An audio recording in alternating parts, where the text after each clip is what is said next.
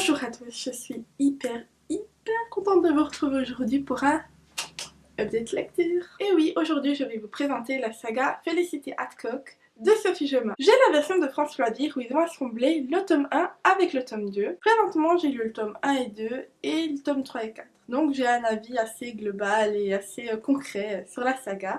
Je me réjouis vraiment de lire le 5 et le 6, enfin de me le commander et de le lire. J'ai adoré cette série.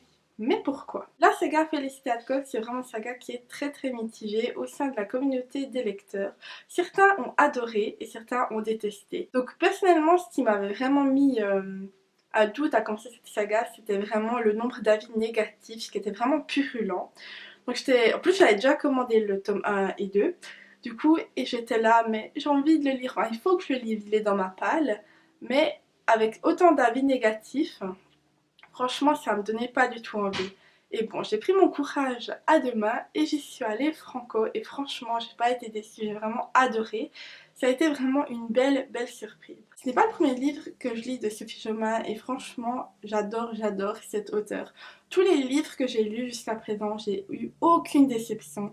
Ils ont quasiment tous à l'unanimité, ça a été des grands coups de cœur. Par exemple, Chère jeune fille à vivre qui doit être par là dans ma bibliothèque.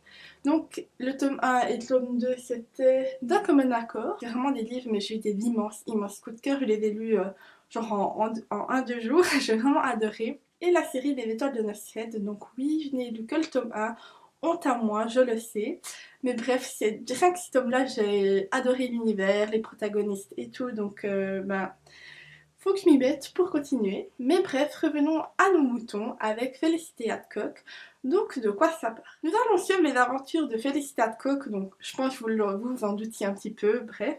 Donc nous allons la suivre, donc c'est une jeune femme de 26 ans je crois, qui mène une vie assez tranquille, mis à part qu'elle a une tante qui est vampire. Mais bon, à part cela, elle mène vraiment une vie paisible, un pépère, elle travaille, elle rentre.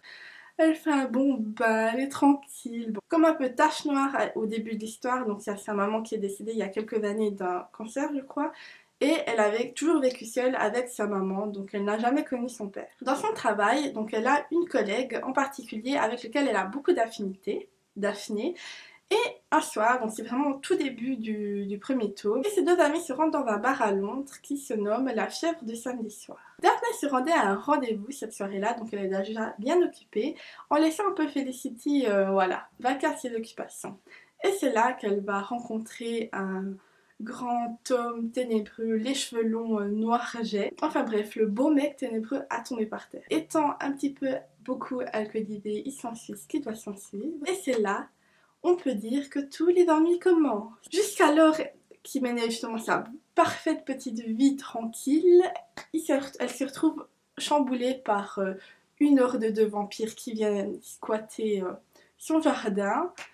Enfin bref, vraiment plein d'embrouilles comme ça. Très vite, vraiment les événements vont s'enchaîner, ne la laissant jamais tranquille. Elle va aussi très rapidement faire la rencontre d'un inspecteur de police, étant donné que Daphné a retrouvé un cadavre dans son appartement. Et oui, c'est bien sympa. Enfin voilà, déjà rien qu'avec ça, vous voyez qu'il y a vraiment plein d'éléments qui s'enchaînent. Et là, c'est vraiment que le début du roman. Et c'est ça, cet enchaînement de situations, de choses totalement incongrues qui s'ensuit dans tous les tomes, dans tous les chapitres. Et c'est vraiment ça que j'ai adoré dans cette histoire. On ne s'ennuie jamais, il y a toujours quelque chose qui se passe. Même si des fois, c'est un petit peu à se tirer par les cheveux. Ce qu'il faut aussi dire que la pauvre, elle a quand même vraiment pas de bol. Car au fil des tomes, entre les vampires, les loups-garous, donc les métamorphes, les anges, les démons, les ventre-deux, les fées, les sorcières, ouais, je crois que c'est déjà une bonne liste. Vous voyez que déjà, rien qu'avec ça, ça fait déjà de la matière et vraiment on ne s'ennuie pas. Il y a vraiment une tonne de créatures qui viennent dans le récit. Et elles ont toutes une certaine part, elles ont quand même une certaine légitimité. Mais c'est vrai que voilà, il y a quand même certains points négatifs que je verrais. Donc c'est vrai que la pauvre, il lui arrive mais une tonne de choses. Je suis d'accord qu'elle explique bien que jusqu'alors elle a jamais rien eu, elle a toujours eu une vie tranquille et que maintenant tout est chamboulé. Mais il lui arrive quand même des situations, je veux dire, le coma des mortels. Moi je paniquerais, mais bon. Il y a aussi un autre élément que...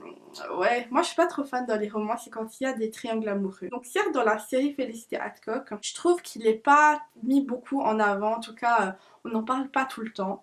Mais il y a quand même un peu cette partie-là qui, suivant les tomes, elle est vraiment très enfoncée dans le récit. Et ouais, ça peut être un peu dérangeant, mais bon, je trouve que c'est pas trop le principal, car si vous commencez la série, vous verrez que ouais, on passe au-dessus quoi, c'est pas le plus important. Vraiment je suis fan de la narration de Sophie Joma, je trouve vraiment elle a un truc pour rendre la lecture très addictive et moi c'est avant tout ça que je recherche dans un roman et j'ai été vraiment servie. Et aussi quelque chose que j'ai adoré, je crois que c'est le number one que j'ai adoré dans ce récit, c'est l'humour totalement loufoque et décalé de Felicity. Car il faut vous dire qu'elle va vivre quand même des choses vraiment très horribles, elle va se retrouver dans des situations qu'on n'aurait pas forcément envie de se retrouver.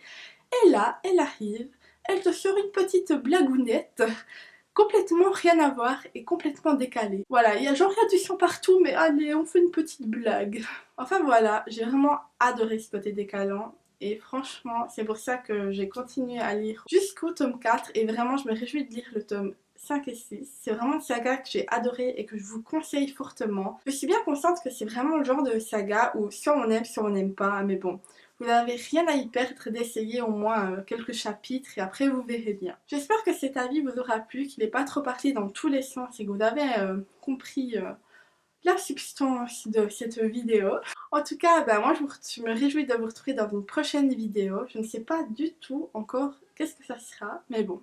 Je laisse ouvert mon champ des possibles, on verra bien. En attendant, je vous souhaite d'agréables lectures et à la prochaine. Bye!